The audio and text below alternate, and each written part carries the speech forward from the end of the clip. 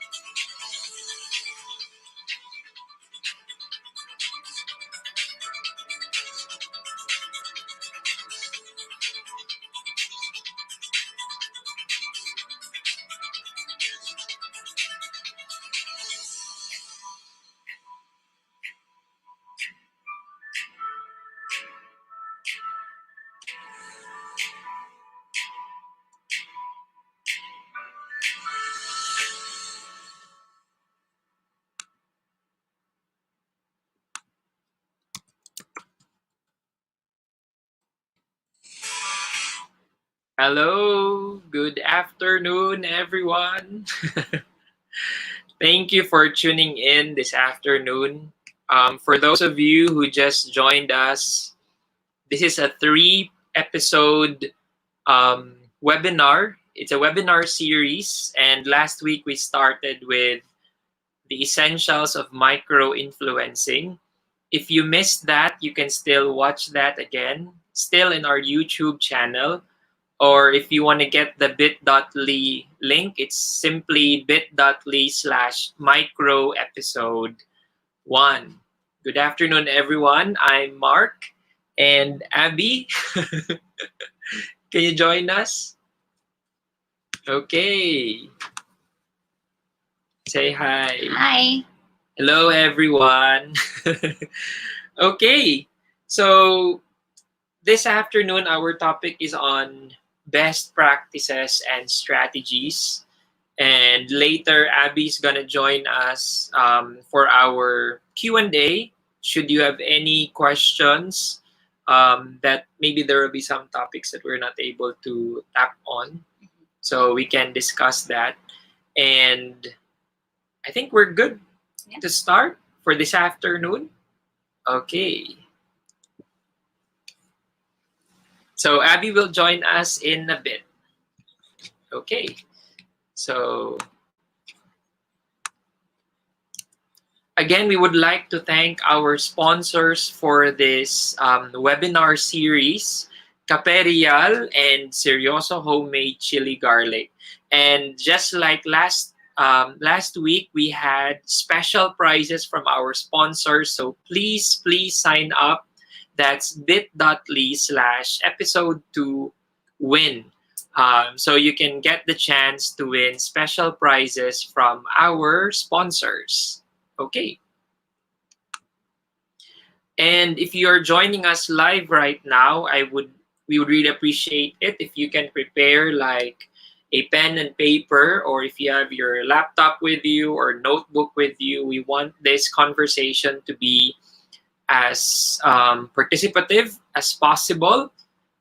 So you can grab those writing materials so you can jot down anything that you would learn from us this afternoon. Shout out to Andrea. Hi, good evening, Andrea. And for those of you who are joining us, you can also leave a comment here if you want some shout out, so that we can hear from you. Okay, so let me begin with our discussion. Okay, so since we're talking about best practices and um, strategies.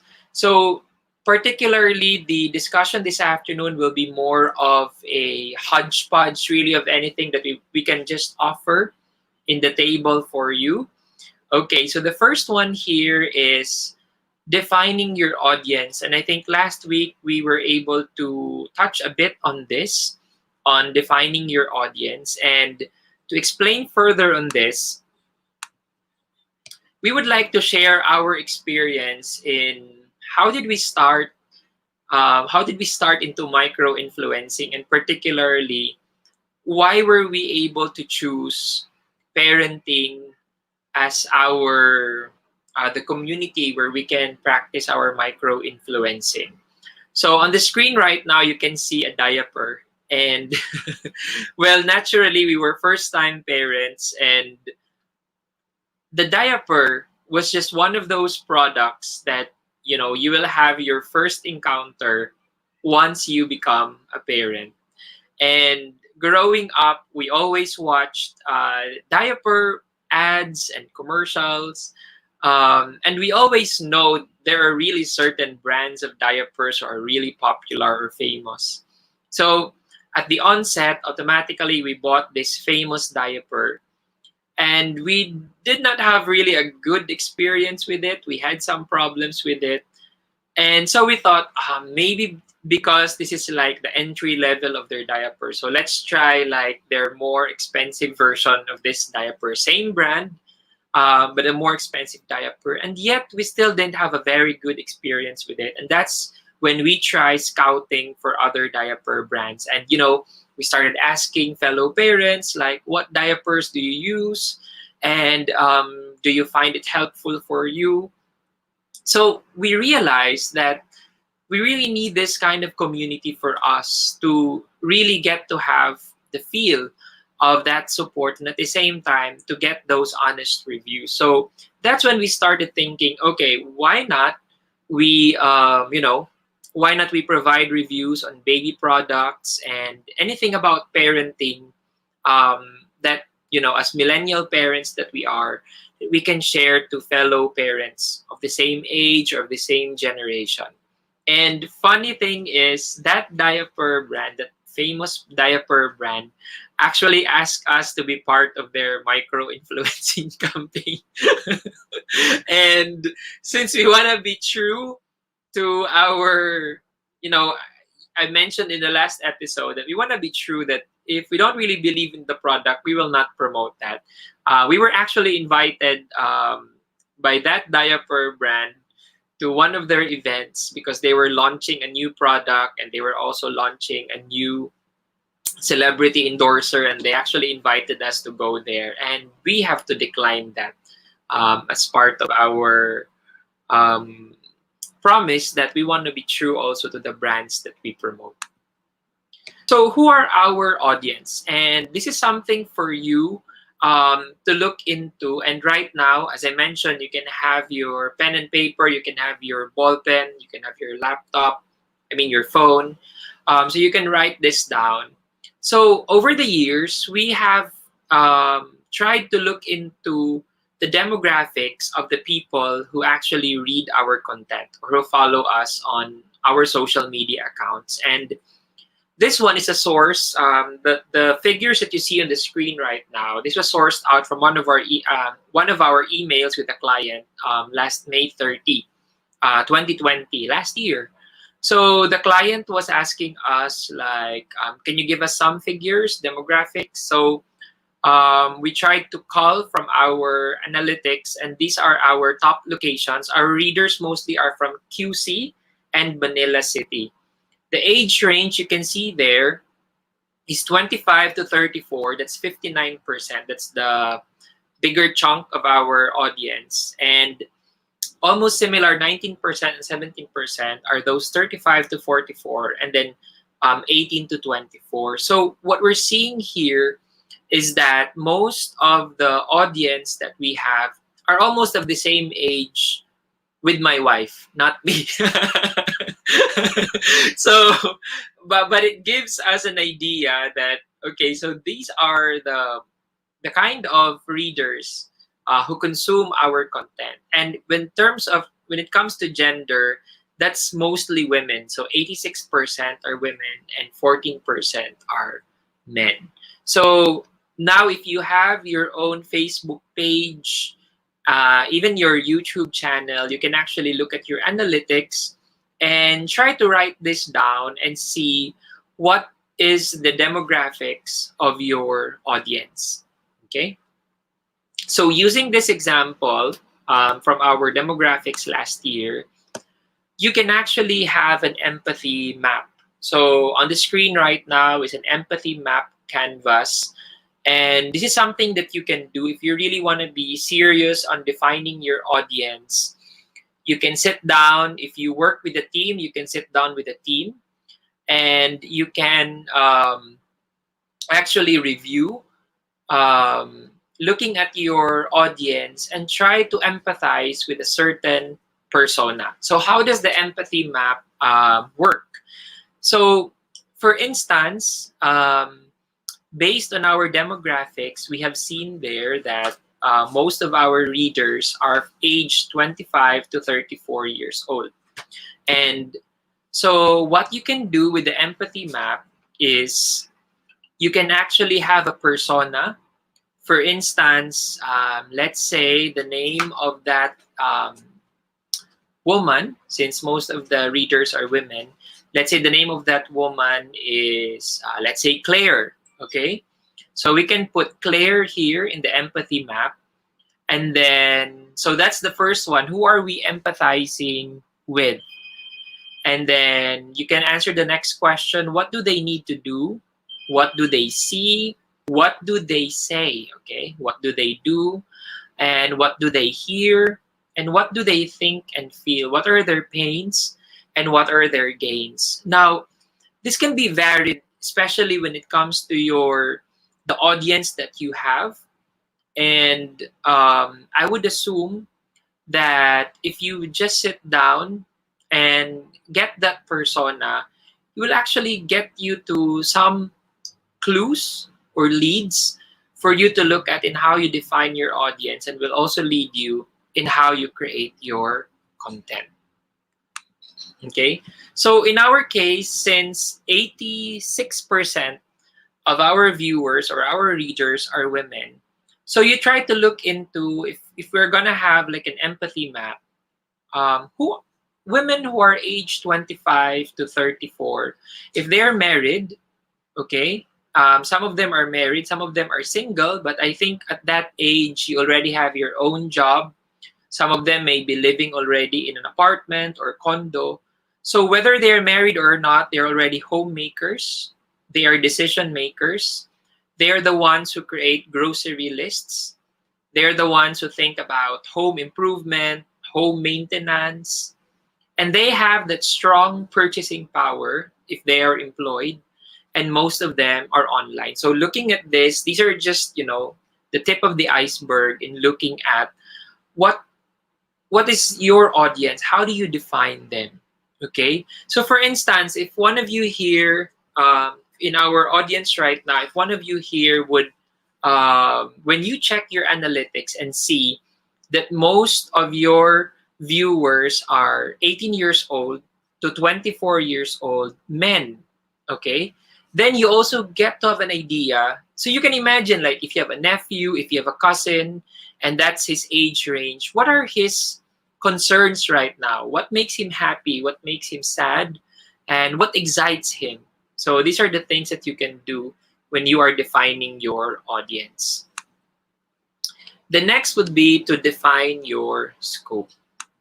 Okay.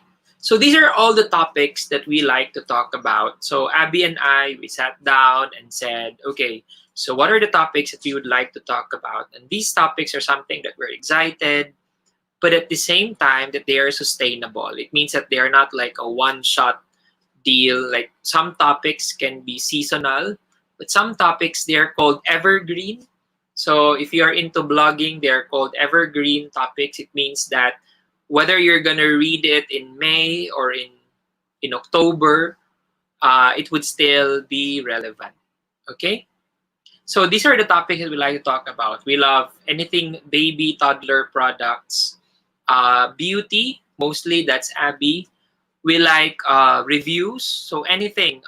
If you have read our blogs, our recent review is even on noodles, instant noodles. So Abby is such a fan of instant noodles, so we had a series on Asian noodles. So everything from Indonesia, Thailand, Malaysia, Singapore, all those instant noodles. Recipes, we love to share recipes. We're not saying we're experts. These are usually us being home cooks. Um, before COVID, of course, we like anything about travel, DIY, life hacks, online sale. That's why we dedicate time for 6/6 sale and also the 11/11 sale. So, hindi naman every time na may sale, no? Kasi 1/1, 2/2, 3/3, there's a sale every time. But we try to focus on 6/6 and 11/11 because these are the biggest sale, online sale, both in Lazada, Shopee, and also in Zalora. And we also like product tests. Sometimes we create videos on this. We want recommendations.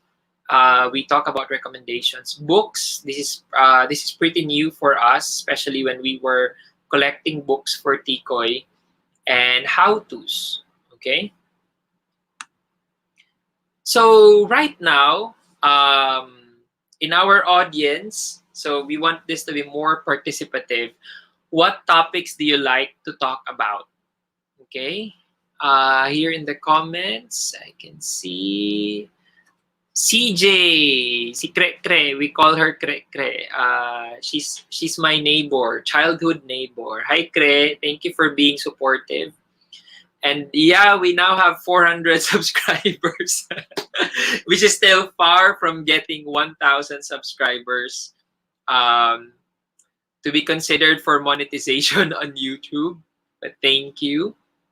Apple is here. Hi, Apple. Education and travel, food. And Donna Real of Cape Real is also here. Thank you for being supportive to us for this webinar. Okay, that's good. Education and travel and food. You can still continue to put that in the chat. Okay, so based on the topics that we like to talk about, this became like the landing page. This became like a landing page in our blog. That's the markxabbey.com. Okay, so you can see there on top we have their home, latest, that's our latest post. We have beauty, we have reviews, recipes, places, DIY, baby, and life hacks. Now, again, the road that we chose for our blog is really lifestyle. Lifestyle is broad.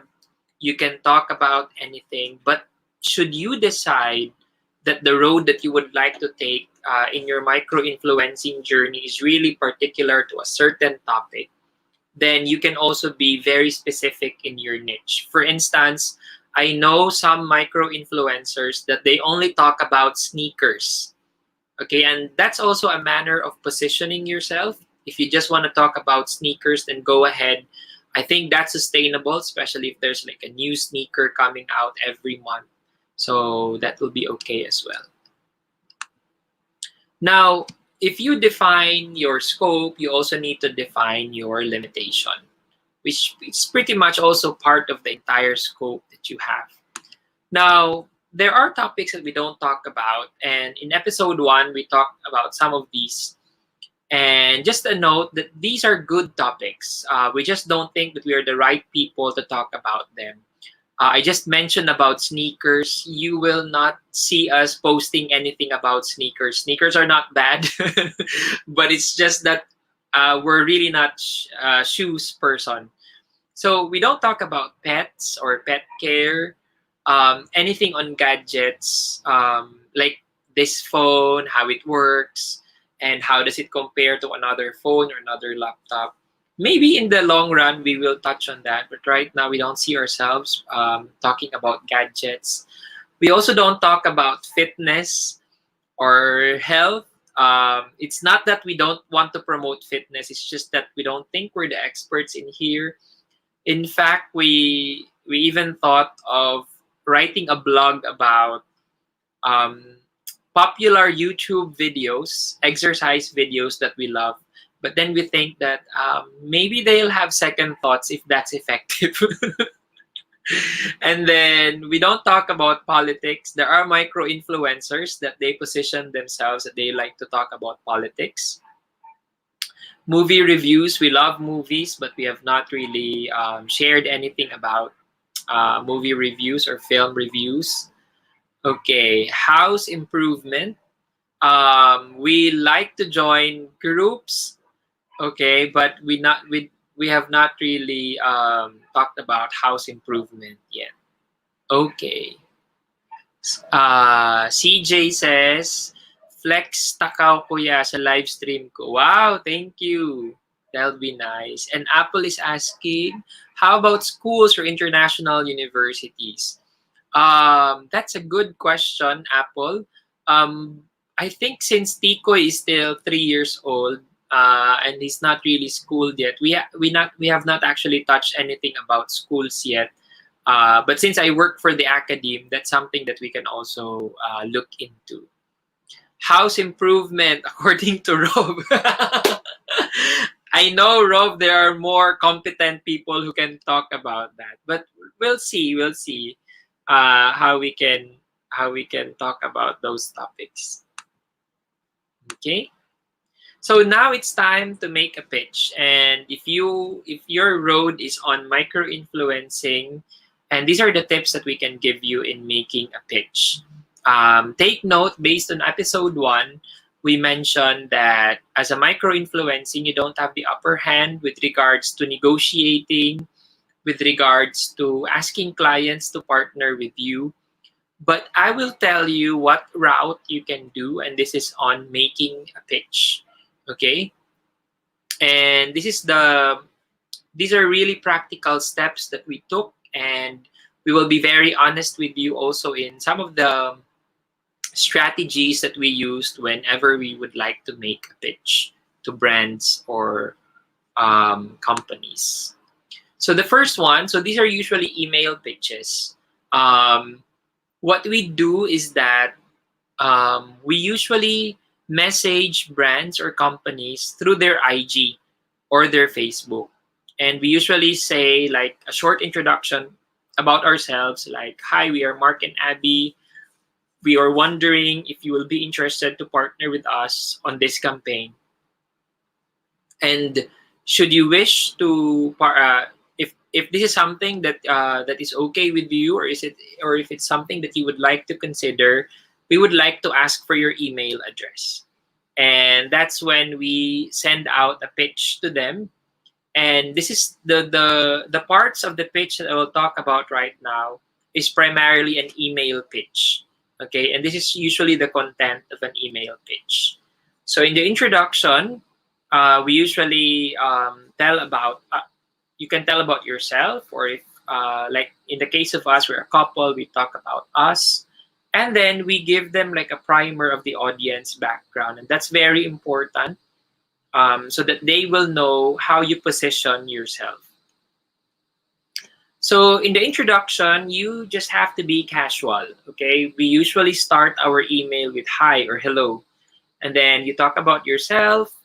What is your describe your audience and the platform that they can find you. So you can say that you're on IG, you're on Facebook, and then if this is not your first time to pitch, you can share about the brands that you worked with in the past or passion projects that you are proud of.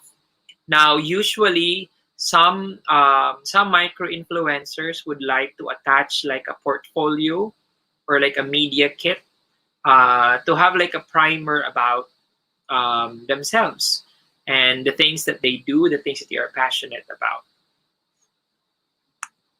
Okay. And the next one is the body.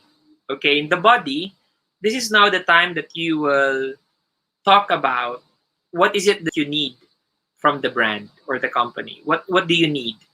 And then what can you offer in exchange? Okay. So you want to appear professional, and you don't want to just, I want this and I want that, but you also don't give them like what can they give in return, right? Because these are businesses, right? So in the body, you would be very specific. What do you need? Would you need a PR kit from them, or do you want to partner with them in a giveaway contest, like a collab?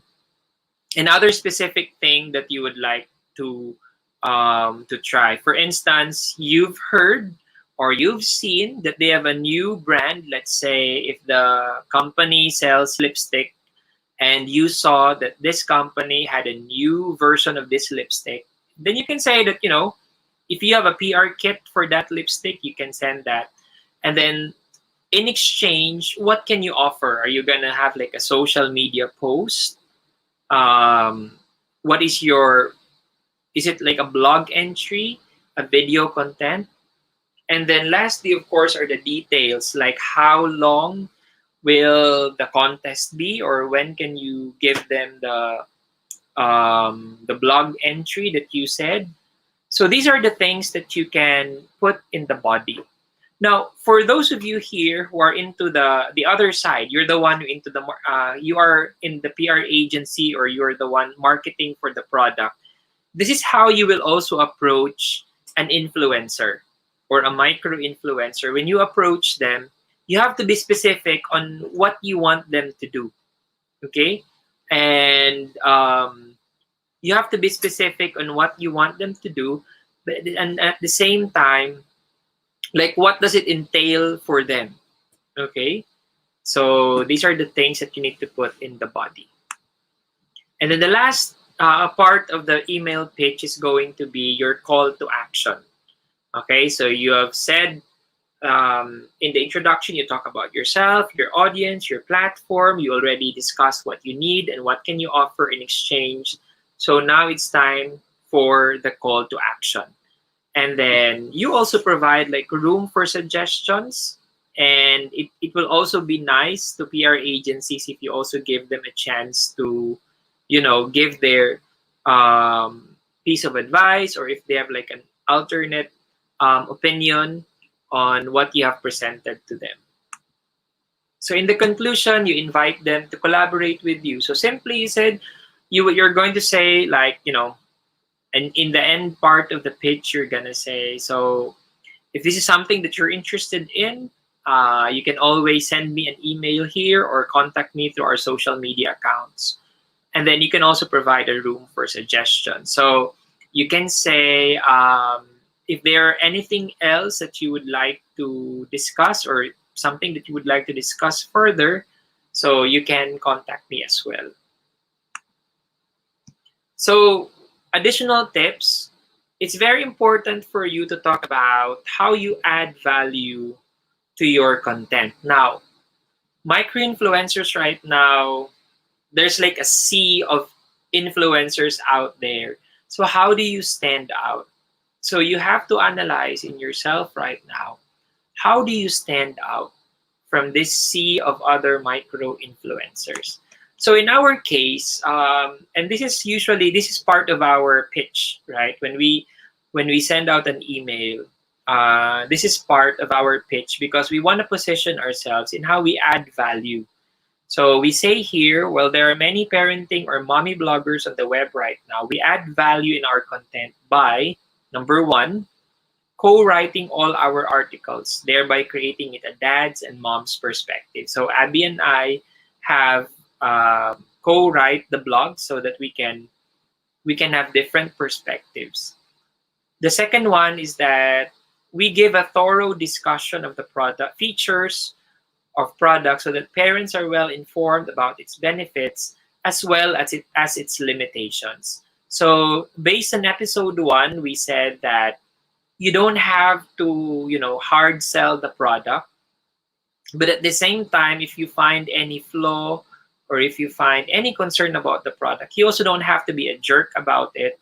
You can, lay it down professionally and, properly, or, out of courtesy, because these are also brands that employ people.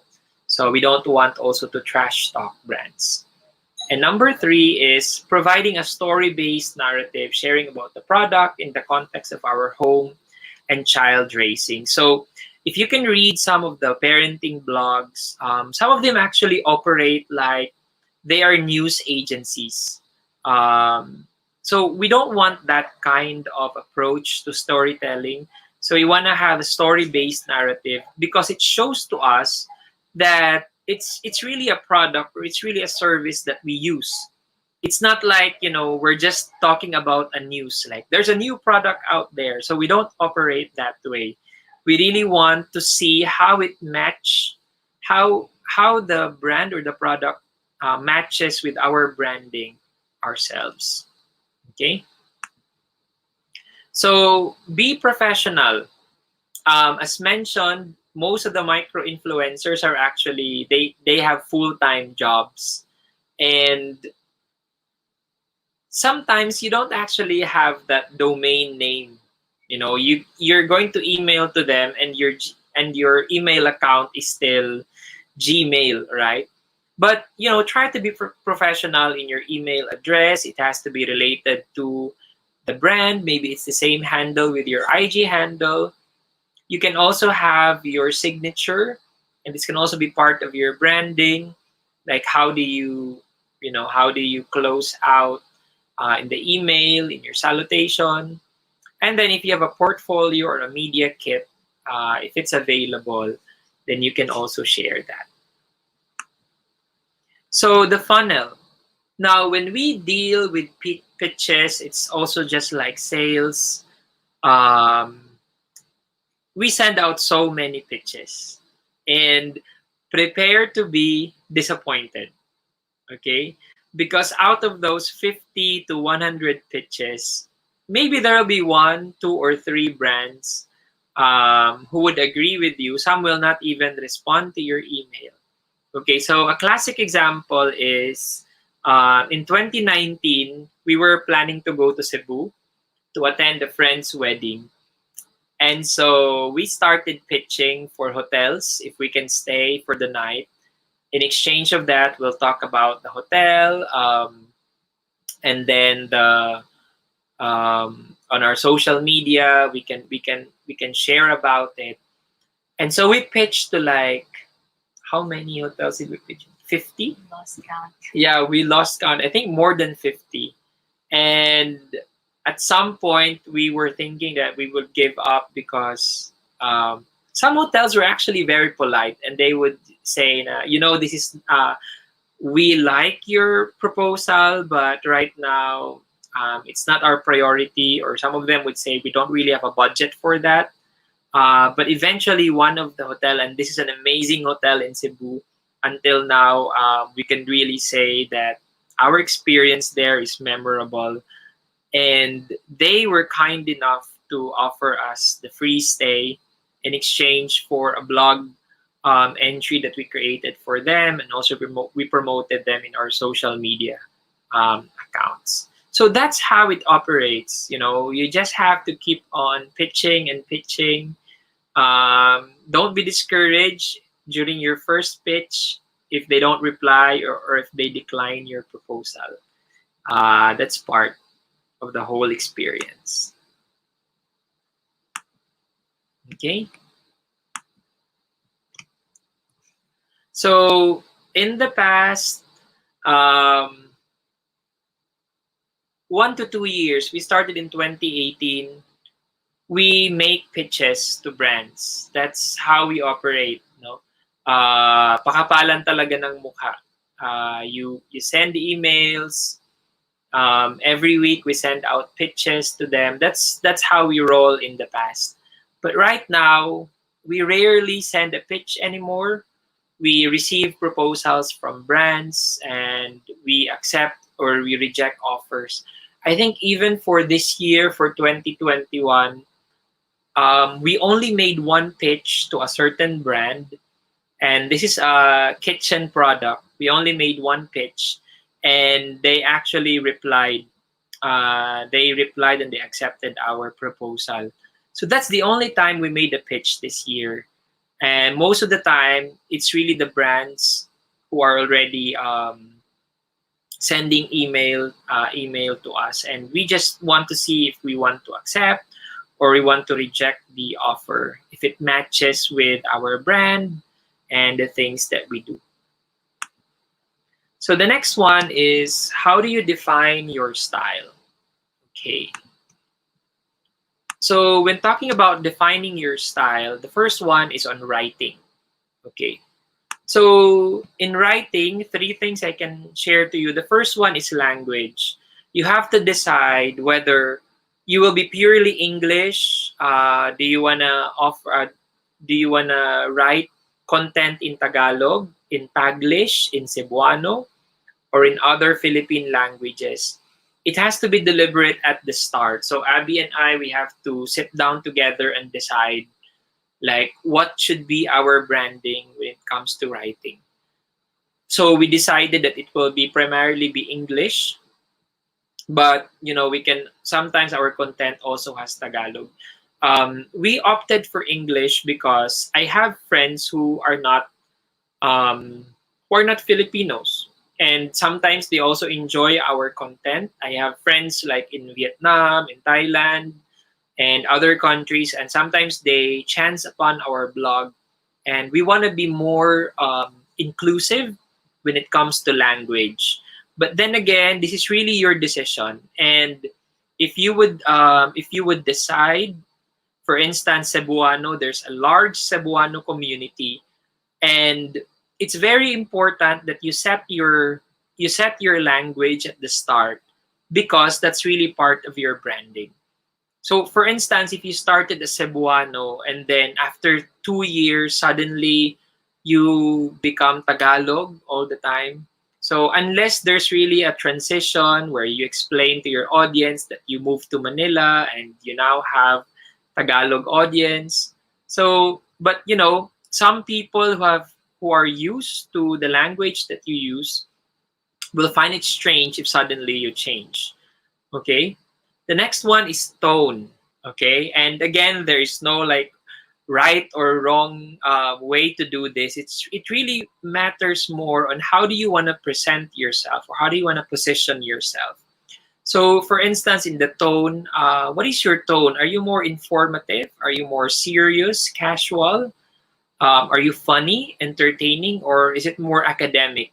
Is your tone more academic? Now, personally, if it's just me, I could be funny and I could be funny in my Facebook. So Abby and I we have to decide like for the blog, what is the tone? Okay. So usually we're casual. Sometimes we tilt towards being funny, but I think we're not really very serious. And sometimes we can also be informative in a way, but not really very academic or like serious yung tone ng aming blog. And then the style, also in writing. Do you use passive versus active voice? Now, this is very important for Abby and I because we are a couple. And when we write our articles, some of our friends would think like, who's writing this? Is it Mark? Like, who's the main author here? Is it Mark? Is it Abby? So if you read some of our blogs, when the person talks about Mark, so it means that Abby is the primary author here. And when the author talks about Abby, then it means I am the primary author here. And so that's how we decide. So if you're the only one, like a single micro influencer, then you should really have like in the first person. Okay. Oh, we have in the comment section, just shout out here. They said maayo man. I think you're referring to the hotel in Cebu. And then CJ, is that a smile? Okay, and hello Alex and Gladys. Gladys, hello po, newbie. Hi, welcome to our webinar series. And this is the episode 2. If you missed episode 1, you can still watch it in our YouTube channel. Okay, so to continue, the second one is color. And Day and I were just talking about this a while ago. By the way, Day is helping us out in the streaming right now. So we talk about branding. And for us, it's very important that we also set the palette. And here you can see the hex numbers of the colors that we usually use. So this is also deliberate. Abby and I had to discuss this, what kind of brown, what kind of green, and the blues that we use. So if you can see here, it's really more of a hodgepodge of different palettes, but you can see that we are really more inclined towards soft and earth-based colors. So when we have our posts on IG and Facebook, we also look at this. And then the last one are fonts and graphics. So some of my former students might be watching this.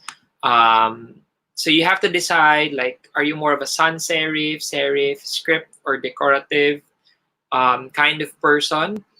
So usually when we look at mommy bloggers, they're super fans of script. Like you would immediately know that, oh, that's a mom blogger because she uses script a lot. Okay, so we also have to decide for ourselves like what kind of fonts do we want to use. So these are just a few things when you talk about style.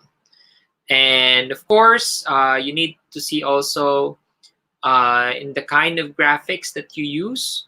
Do you use more of a flat graphics? Are you more into textured? Okay. And do you like to have more of realistic graphics when you have like posters, when you have like announcements in your blog, in your social media posts, What kind of graphics do you use? So you have to be deliberate on that as well.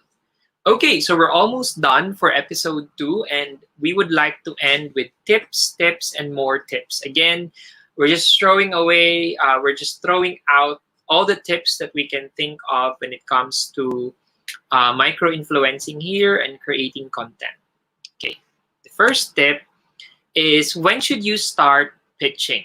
Okay, so most of the like videos and suggestions that I've seen online said that once you've reached 1,000 to 2,000 followers, you can actually start pitching to brands.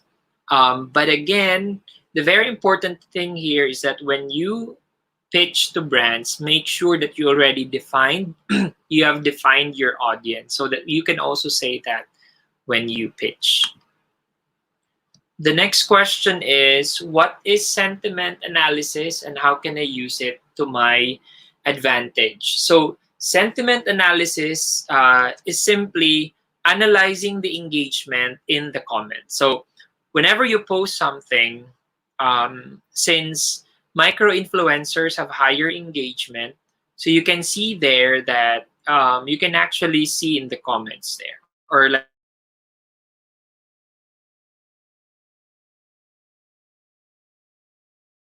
for example, super cute po ng baby ninyo. So that's a sentiment. Thank you. Thank you that you find our uh, baby, no? Toddler na siya actually. Malaki na yung baby namin. Yeah, but he's still our baby. So this is a kind of a sentiment analysis.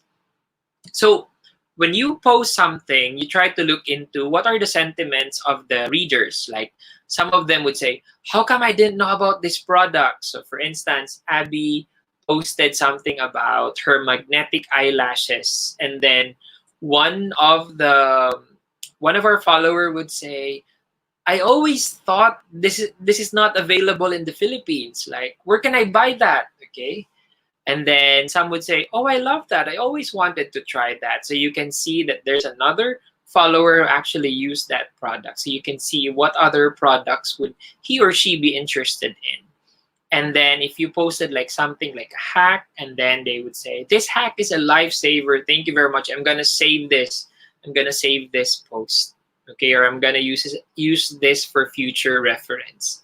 So you try to look into the sentiments of the readers in your blog or in your social media account.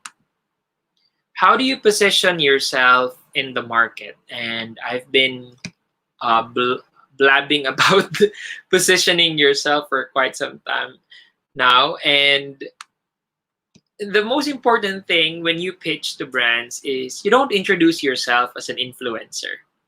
You don't tell them, "Okay, hi, we're Mark and Abby, we're micro influencers." Na, I think we don't introduce ourselves that way. Instead, we tell them who we are. You can either be a content creator, you can be a blogger, you can be a vlogger, or others. So you need to position yourself that you have to tell brands what you can do for them. Okay? So tell them what you can offer and provide them content that is useful and valuable to the brand that you will work with. Because automatically, if you would say, "Hi, I'm a micro influencer, so what now?" Okay, so you have to position yourself that you can offer something on the table and not just get those free products. How do I dig into analytics? Okay, you have to look at the clues. Now, analytics is a challenging part for you, especially if you're not really into stats or numbers. But it's pretty simple. Numbers don't lie, and they tell you some clues. So, for instance, if you already have 10,000 followers on IG, you can have the swipe up feature. You can see how many of your followers actually do a swipe up, the likes, the comments. You can observe, you can plan out, you can see what works, and you can test more. Now, a pro tip when it comes to micro influencing and really having a large engagement for a post, really what we have observed ni Abby is that whenever there's a face, whenever there's a face, it's really higher engagement because people would automatically associate themselves when they see a face, and they would, especially for women, they would like to see like what makeup is she wearing, or what dress is that, or what shade of, I don't know, in the face or anything. So usually if you post something with the face, it's really high engagement. Now, in our case, for Abby and I, it's also a deliberate decision for us that we don't always post content with our faces on it. So usually it's alternating, or sometimes it's like two posts na hindi mukha, and then again mukha na naman. But if you try to see other micro influencers, if you look at their IG, it's all face. Okay, because that's really the case. If you can see a face, you have higher engagement. Okay, and especially with analytics, you can also observe there when is the time that you have higher engagement, specific time of the day and specific day of the week. So you can also see that in your analytics. But again, since the pandemic, everything actually just changed. Because in the past, we always know that it's 4 p.m. on Thursday. That's the highest engagement. And don't post anything on a weekend. But during the pandemic, since most of the people are staying at home and they have nowhere else to go, even on a Sunday, on a Friday night, you can still have higher engagement. So you just have to have that sense and dig into your analytics when is really the higher engagement for a certain day. And then I think this is the last question, and I'm gonna call in Abby for our questions now. The question is it still okay to start now? Some of you who have not started into micro influencing might ask, am I already late in the game? So honestly, we started in 2018, and at that time, the market was already saturated. Mommy bloggers, parenting bloggers, there's nothing new. Okay, like everybody was already there in the market, and there's like a sea of micro influencers. But we realized that you can always find your tribe. And so we appeal to a certain kind of audience based on our demographics, ages 25 to 34.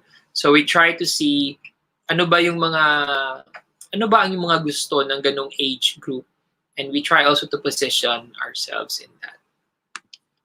So to close the webinar, but of course we're gonna have a Q&A. We would like to thank our sponsors, Caperial and Seryoso Homemade Chili Garlic.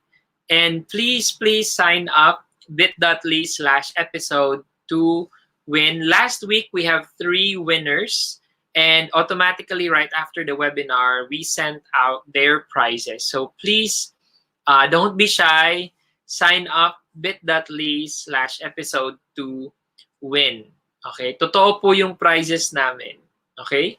So last week we have 3 winners. We have Rafael, we have Marco, and we have Diana. So they all received their prizes on the same day that we had episode 1. So again, that's bit.ly/episode 2 win. So during the Q&A, we're gonna post that as a ticker. Also the bit.ly/episode 2 win, so you can sign up while we are listening. If you have any questions, it's now time for our Q&A. Okay. And I'm gonna call Abby to join me here. Hi. Hi. Okay. So, oops. You need to be in the frame. Okay, so do you have any questions right now? So Gladys said here that she follows you on TikTok. Oh, thank you. We're kind of new there. Okay. So, do you have any questions? The time now is 6:56. Okay, we actually shared a lot of tips, and it's really more of an FAQ. But do you want to add anything? Is there something that I missed out that you want to share? I just wanted to add that when you pitch or when you try to when you approach brands and companies, always be yourself. You know, don't bite off more than you can chew. Mm, You know, you can always you can always overpromise, and then in the end it won't be as effective. So always play with your strength. If it's video, then video. If it's blog, like writing an article, let's stick to that. But not just para lang makuha mo yung engagement. yeah. Because again, especially in micro influencing, it's very important to be authentic. Yeah. And your followers can actually sense if you're not that real. Apple has a question: how to be pretty like Ate Abby? You ask yourself, Apple.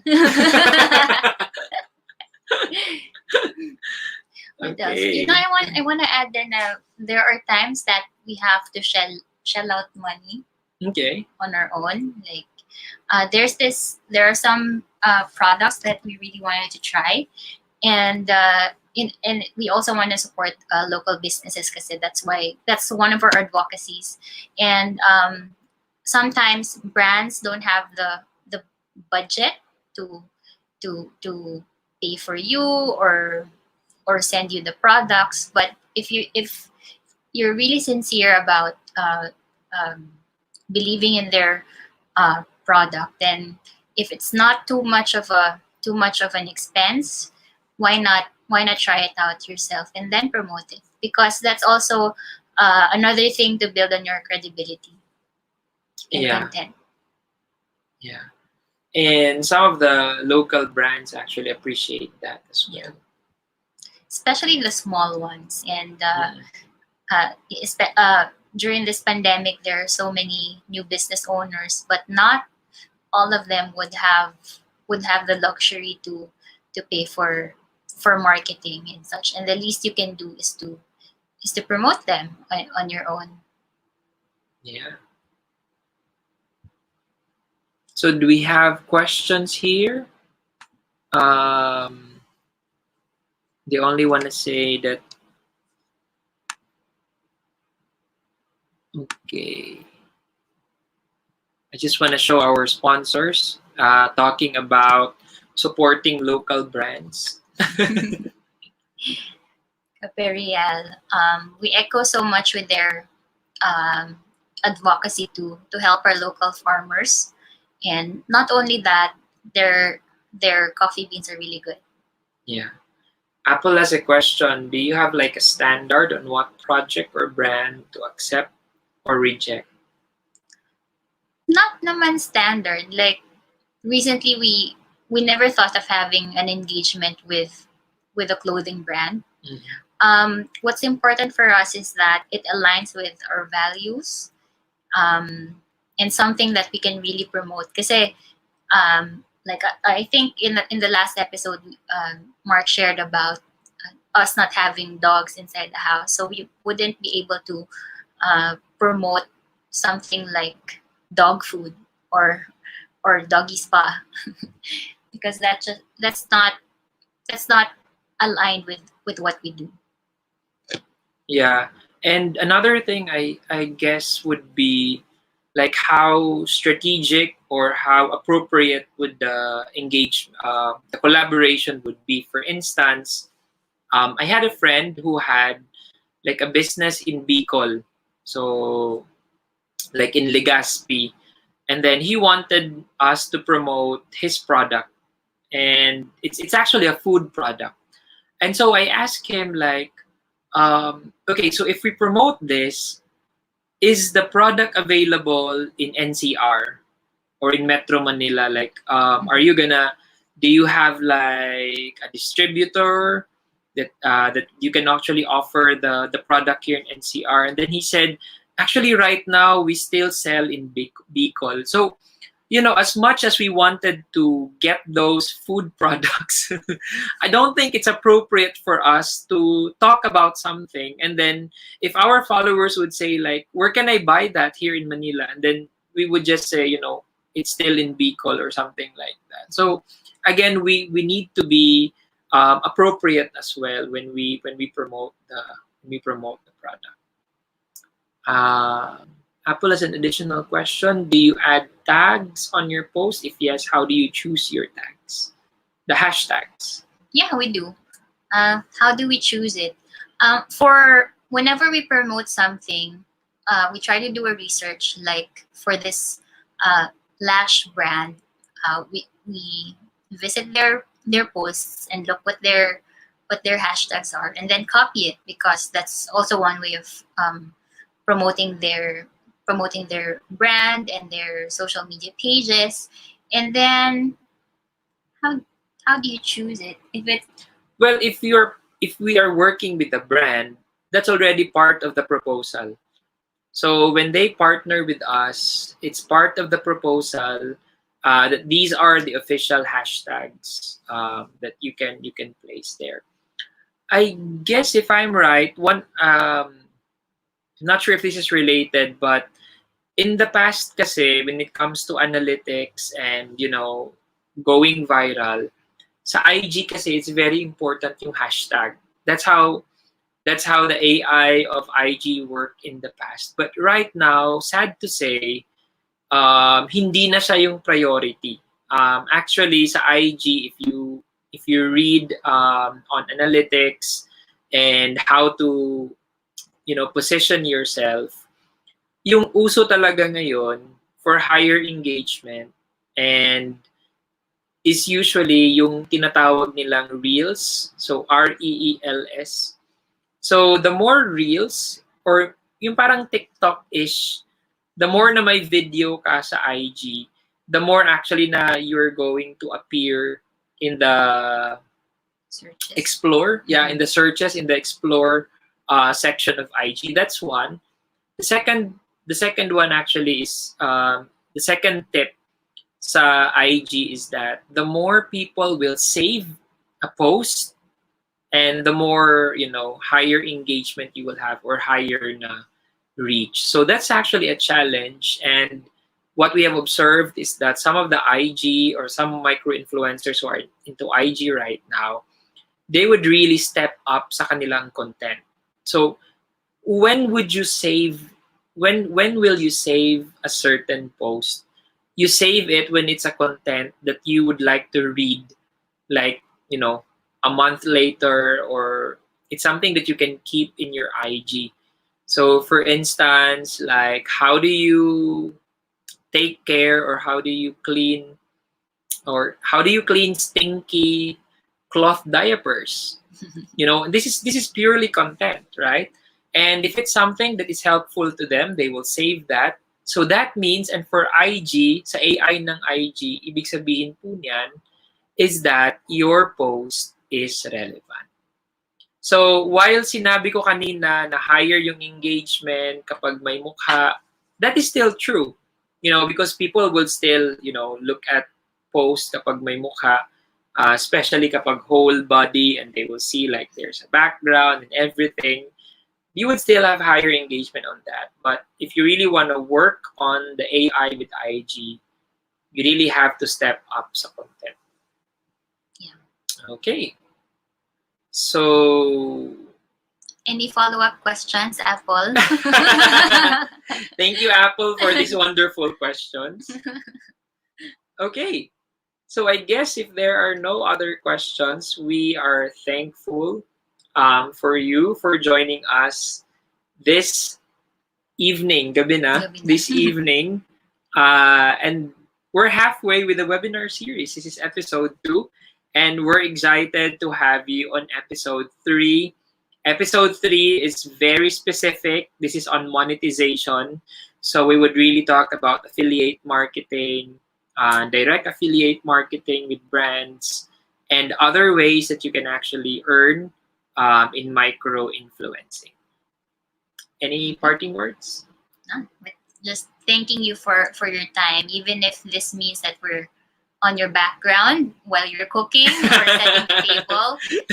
Always thankful for Caperial for their unwavering support and Yeah. Seryoso Chili Garlic. You can find Caperial in Shopee. Just go to bit.ly Caperial and Seryoso Chili Garlic bit.ly Seryoso. Yeah, and speaking of Caperial, Donna Real is saying, see you again on episode 3. Hopefully, we will have more viewers on episode 3 because this is on monetization and this is also an exciting topic. I'd like my talk to be shorter, I guess, if we can provide more space for question and answer. Thank you very much and have a good night. Bye. Bye.